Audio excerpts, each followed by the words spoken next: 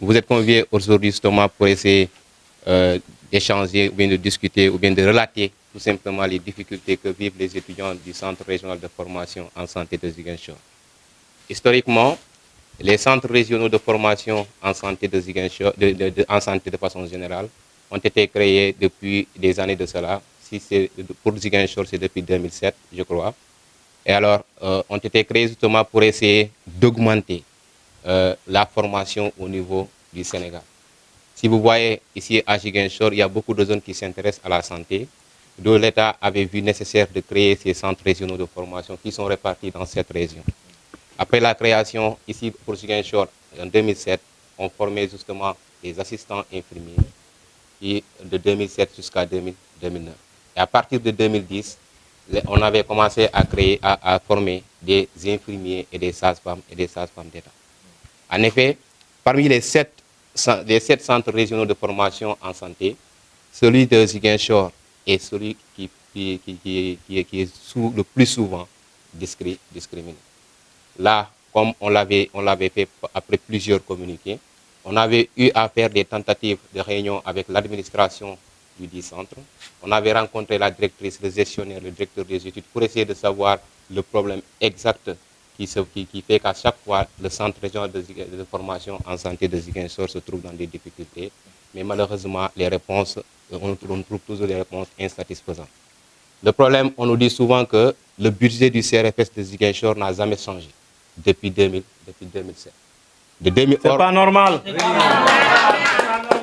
Or, de 2007 à 2009, le centre régional de formation en santé formait des assistants infirmiers qui auparavant recevaient des bourses de 18 000 francs, c'est-à-dire des demi-bourses de 18 000 francs.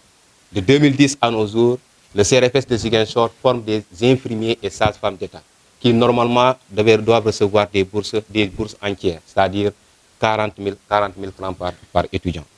En plus de la promotion qui était là, de la promotion de la L2, qui était composée de 13 étudiants, une nouvelle promotion est venue cette année, c'est-à-dire au début de l'année 2025, en janvier. Une nouvelle promotion de L1 qui était constituée de 22 étudiants. Mais là, présentement, nous sommes au nombre de 20. Parce que deux de nos camarades ont abandonné à cause des conditions précaires ou bien des situations difficiles que vit vraiment ce centre. C'est quoi ces conditions précaires? Alors, ces conditions précaires, c'est que là, on n'arrive pas à avoir de bons professeurs, c'est-à-dire des enseignements de qualité. On a toujours des retards de bourse. On peut rester 6 mois sans pour autant avoir nos bourses. Ceci n'est pas normal. Le problème, dès le début, on était arrivé au mois de janvier. Le gestionnaire nous avait fait comprendre que pour le cas des bourses, parce qu'il y avait la promotion de la L1, la L2 qui était là, donc il avait resté depuis le mois d'octobre sans pour autant recevoir leur bourse. Le gestionnaire nous dit que le budget est retourné en fonds libres depuis le mois de décembre. Le problème, la question que les étudiants se sont posées, alors, du mois d'octobre au mois de décembre, où était alors cet argent-là? Si l'argent était déjà au niveau du trésor et qu'au mois de décembre, l'argent est retourné en fonds libres pour attendre un autre vote de budget, pourquoi le gestionnaire n'avait pas pu payer de octobre en décembre? Alors, au mois de mars, on a rencontré la directrice pour discuter avec elle. Elle nous dit comme c'est un nouveau gouvernement, là ça pose toujours un retard. Le budget était sorti au mois d'avril. Au lieu de commencer à payer les bourses à partir du mois d'octobre, parce que une année scolaire commence toujours à partir du mois d'octobre, elle a préféré commencer à payer à partir du mois de janvier pour la L1, soi-disant que la L1 a commencé l'année à partir du mois de janvier. Or, ça n'existe nulle part. Normalement, l'année scolaire, c'est du mois d'octobre au mois de septembre. Alors, l'impact de ce non-paiement des bourses sur nos études, d'abord, c'est en fait sur la question pédagogique. Parce que s'il n'y a pas de bourse, là, nous, on ne nous donne pas des cours. Ils envoient des cours sur WhatsApp. On est obligé d'aller tirer les cours, d'aller photocopier. Nombre des étudiants qui sont là viennent de différentes origines.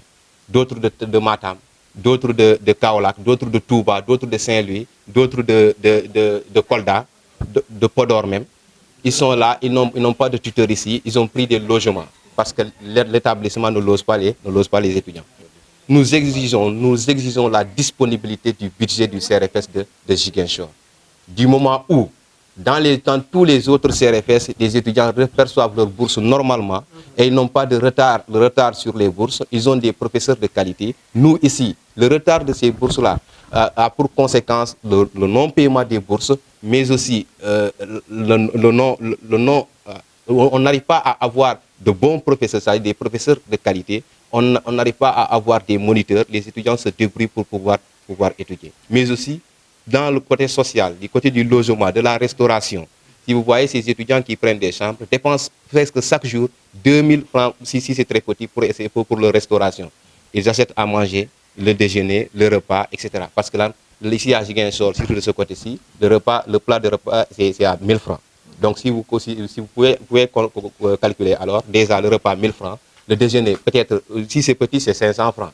Alors la nuit, on va forcément dépasser les 500 francs. Effectivement, là où nous sommes, nous avons décrété déjà depuis hier une grève, une cessation des activités pédagogiques et même des stages de 72 heures, lundi jusqu'au mercredi, et c'est renouvelable. À partir si rien n'est fait d'ici la fin de ces 72 heures, on entamera d'autres actions encore. On sera obligé de décréter, on organisera des marches, on essaiera de rencontrer, mais nous sommes ouverts pour toute discussion.